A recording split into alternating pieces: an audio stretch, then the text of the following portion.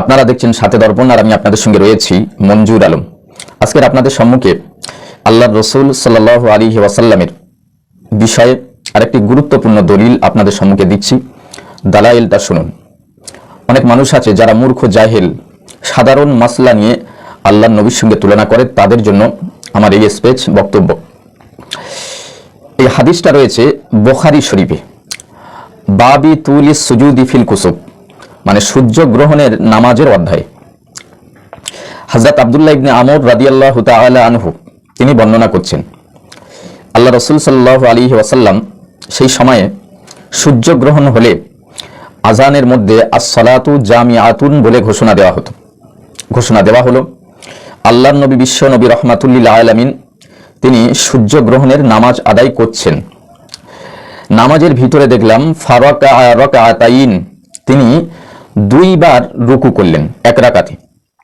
তারপরে আবার আরেক রাকাতের জন্য যখন দাঁড়িয়েছেন, আবার দুইবার রুকু করলেন।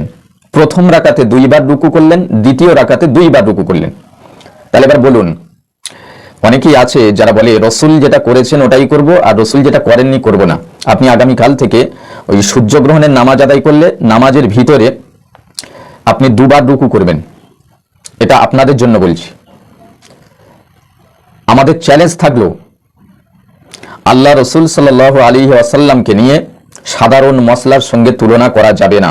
কারোর বাপের মাজাল নেই এই মশলার সঙ্গে রসুলুল্লাহকে তুলনা করবে।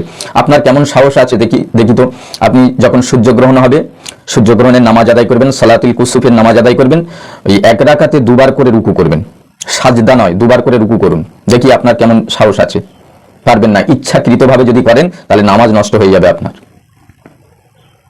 এই জন্য আল্লাহ রসুল সাল্লাল্লাহু আলাইহি ওয়াসাল্লামের বিষয়টা সম্পূর্ণ আলাদা।